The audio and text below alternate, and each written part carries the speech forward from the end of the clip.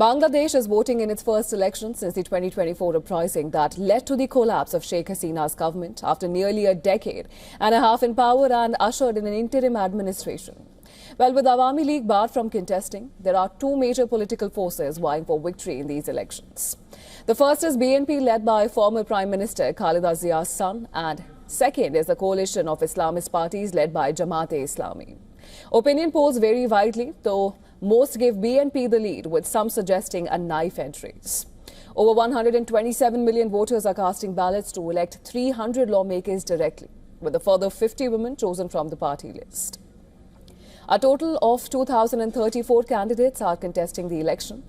Voting is being conducted across 43,000 polling centres, housing approximately 260,000 polling booths. Now, to ensure order during the election period, Dhaka has authorised the deployment of 92,500 military personnel, the largest such deployment since 1971. These forces will operate alongside police and the Rapid Action Battalion, with the army granted magisterial powers to address immediate threats of violence. The counting by hand is to begin soon after polls close at 4:30 p.m. Results in the past elections trickled in hours later, though counting this time also includes referendum ballots.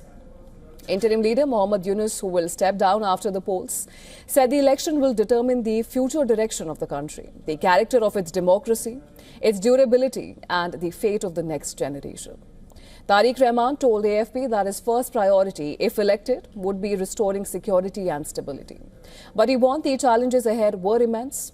Meanwhile, Shafiqur Rahman, on the other hand, he said that he wants to build a country with unity, with no one getting the driving seat because of their family background.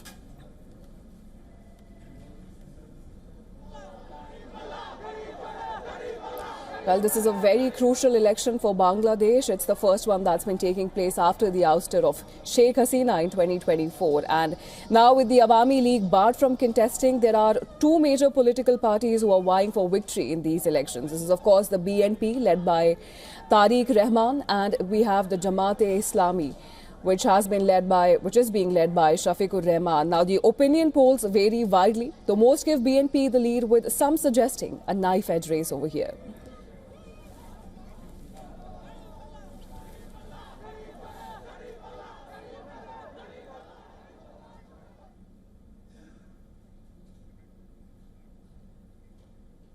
And to give us more details, we're joined by our Assistant Director for Foreign Affairs, Siddhant Sibal, who's joining us live from Dhaka. Siddhant, this is a very crucial parliamentary election. This is the first one, as we're discussing, after the ouster of Sheikh Hasina, and a lot is riding on this particular election. What is the latest you're picking from the ground, and what more can you tell us?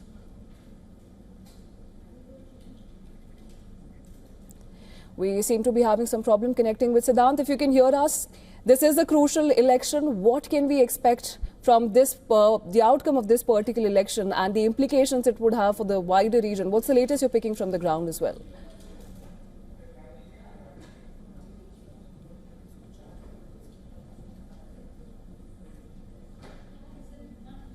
Today is a big day. Millions of people in Bangladesh will be casting their vote in one of the most crucial elections the country has seen. And you can see behind me, several people have already started to gather to cast their vote. Now, security has been tightened ahead of the voting, and we know that before the election there haven't been any major instances of violence, which is a sigh of relief for the authorities. Now, we know that the focus is also in terms of the messaging by the authorities that they can conduct a safe and violence-free elections. The two key poles of the elections are the BNP, led by Tariq Rahman, and Jamaat, which is supported by other parties, including the Students' Parties, and that, of course, is led by Shafiqur Rahman.